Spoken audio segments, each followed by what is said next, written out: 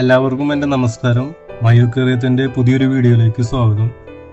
ഇത് എൻ്റെ 10 ലിറ്ററിൻ്റെ അക്വേറിയാണ്. ഇത് ഏകദേശം ഒരു 3-3.5 ആഴ്ച മുമ്പ് സെറ്റ് ചെയ്ത അക്വേറിയാണ്. നമുക്കിപ്പോൾ ഇതിൽ ചെടികൾ ഏകദേശം വളർന്നു തുടങ്ങിയിട്ടുണ്ട് ഓൾറെഡി. നമ്മൾ പക്ഷെ ഇപ്പോൾ മെയിനായിട്ട് ഒരു ഫേസ് ചെയ്യുന്ന ഒരു ഇഷ്യൂ എന്ന് പറയുന്നത് ഗ്രീൻ ഹെയർ ആൽഗയാണ് മെയിനായിട്ട് നമ്മൾ ഫേസ് ചെയ്യുന്ന ഒരു ഇഷ്യൂ വന്നിരിക്കുന്നത്. അത് നിങ്ങൾക്ക് ഇതിപ്പോൾ ഞാൻ കുറച്ചൊന്ന് സൂം ചെയ്യാം, അപ്പോൾ നിങ്ങൾക്ക് മനസ്സിലാവുന്നുണ്ടോ? പ്ലാന്റ്സിന്റെ മുകളിലൊക്കെ കണ്ടോ ഒരു ഇങ്ങനെ ഹെയർ പോയിട്ട് ഗ്രീൻ കളറിൽ വന്നേക്കണുണ്ടോ?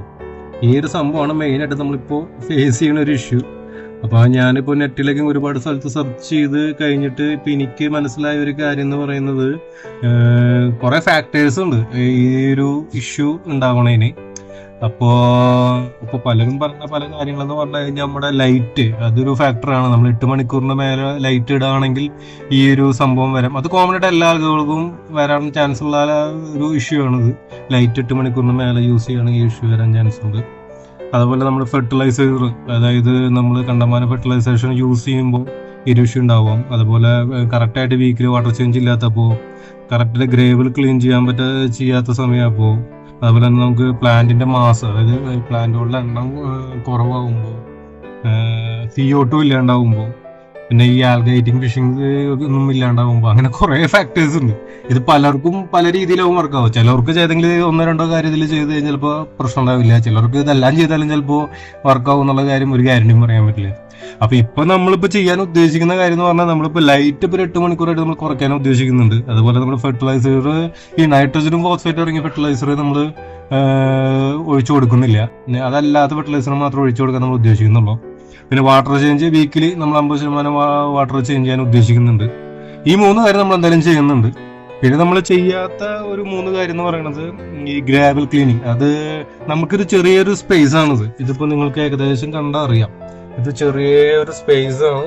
അപ്പൊ ഈ ഒരു സ്പേസിന്റെ അകത്തിരുന്ന് നമുക്ക് ഈ ഗ്രാവല് ക്ലീൻ ചെയ്യാൻ കുറച്ച് പാടാണ്.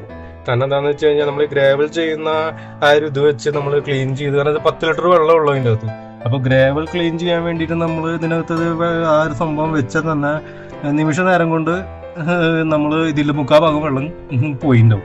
അപ്പൊ നമുക്ക് അത് ഇച്ചിരി ഒരു ഭയങ്കര പാടാണ്. പിന്നെ വെള്ളം നിറയ്ക്കാനും ഇതിൽ കുറച്ച് പാടൊക്കെയാണ്. അപ്പൊ അങ്ങനെ ഒരുപാട് ഇഷ്യൂസ് ഉണ്ട്. അപ്പൊ നമ്മൾ ഗ്രാവൽ ക്ലീനിങ് തൽക്കാലം ചെയ്യുന്നില്ല. അതുപോലെ തന്നെ പ്ലാന്റ്സിന്റെ എണ്ണം കൂട്ടുക. അതിപ്പോൾ ഓൾറെഡി ഇപ്പോൾ ഉള്ള പ്ലാന്റ്സുകളൊക്കെ ഇപ്പോൾ ഇതിൽ വളർന്ന് തുടങ്ങിയിട്ടുണ്ട്. ഞാനിപ്പോൾ പ്ലാന്റ്സിന്റെ എണ്ണം കൂട്ടുന്നില്ല. എന്താ കാരണം എന്ന് വെച്ച് കഴിഞ്ഞാൽ പണ്ട് ഇതേപോലെ ഇങ്ങനെ പ്ലാന്റ്സിന്റെ എണ്ണം കണ്ടമാനം കൂട്ടിയപ്പോൾ നിങ്ങൾക്ക് ഇപ്പോൾ ഇതിൽ കണ്ടറിയാം അവിടെ ഇവിടേക്ക് കുറച്ച് പ്ലാന്റ്സ് ഇല്ലാത്ത സ്പേസസ് കാണാം. നിങ്ങൾക്ക് അവിടെ വേണമെങ്കിൽ പ്ലാന്റ്സ് വെക്കാം. പക്ഷെ അതെന്താ വെച്ച് കഴിഞ്ഞാൽ പണ്ട് ഞാൻ അതുപോലെ ഫസ്റ്റ് ആയിട്ട് ആദ്യം സ്കേപ്പ് ചെയ്തപ്പോൾ ഇങ്ങനെ ഈ കാലി വന്ന സ്ഥലങ്ങളിലേക്ക് ഞാൻ പ്ലാന്റ് വെച്ചു. അപ്പൊ എന്താ സംഭവിച്ചതെന്ന് വെച്ച് കഴിഞ്ഞാൽ ആ പ്ലാന്റ്സും വളർന്നു, ഇതിൽ ഓൾറെഡി ഉണ്ടായിരുന്ന പ്ലാന്റ്സും വളർന്നു. ഫുള്ള് കാട് പോലെ ഈ അക്വേറിയത്തിന്റെ അകത്ത് മീനുകൾക്ക് ഓടി നടക്കാൻ സ്ഥലമില്ലാത്ത അവസ്ഥയായി. അപ്പൊ അങ്ങനെ ഒരു പ്രോബ്ലം ഈ രണ്ടാമത് സ്കേപ്പ് ചെയ്തപ്പോൾ ഉണ്ടാവണ്ട എന്ന് വിചാരിക്കുന്നത് കൊണ്ടാണ് ഞാനിപ്പോ പ്ലാന്റ്സിന്റെ എണ്ണം കൂട്ടണമെന്ന് വിചാരിക്കുന്നത്. അതൊന്ന്. പിന്നെ CO2 നമുക്ക് അഫോർഡ് ചെയ്യാൻ ഇച്ചിരി പാടാണ്, കാരണം കുറച്ച് കോസ്റ്റ്ലി ആണ് നമുക്കത് ചെയ്യാൻ. ഞാൻ CO2 ഇല്ലാണ്ട് നമ്മൾ ഈ ഒരു സെയിം അക്വേറിയം തന്നെ നമ്മൾ മുമ്പ് കുഴപ്പമില്ലാത്ത സ്കേപ്പ് ചെയ്യുന്നുണ്ട്, ഒരു ആൽഗേർ ഇഷ്യൂസും ഇല്ലാണ്ട്.